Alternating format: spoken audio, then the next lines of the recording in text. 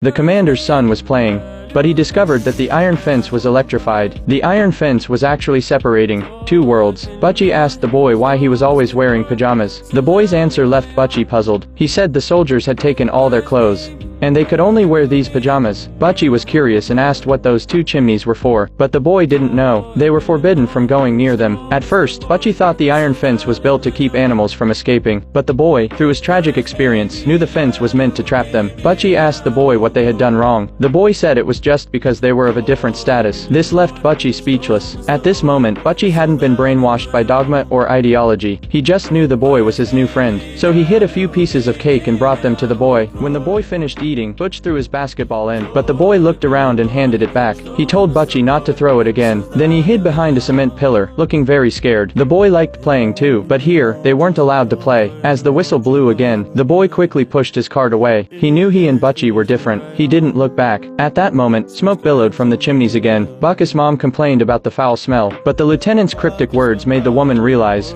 what the smoke was. It was the burning of souls. She cried and told her husband, but he was unmoved. At lunch, the commander deliberately invited the lieutenant. The lieutenant was very scared. Just then, a servant accidentally knocked over a wine glass. The lieutenant quickly dragged the old man out. Meanwhile, the commander coldly watched everything. After dinner, Butchie was so scared he cried non-stop. His sister comforted him until he stopped crying, but from that point on, Butchie never saw that servant again. What made him happy, though, was that his friend had come to his house. He was in the kitchen washing cups. The boy looked at the cake. Butchie asked if he wanted some. The boy nodded eagerly. Then Butchie smiled as he watched the boy eat. Just then, the lieutenant walked in. He angrily scolded the boy, asking why he was stealing food. The boy, terrified, said, "It was Butchie who gave it to me. We're friends." The lieutenant turned to Butchie, but seeing the lieutenant's anger, Butchie dared not admit it. He lied and said he didn't know the boy. At that moment, the boy didn't argue anymore. He knew any protest would be pointless. He could only accept it calmly.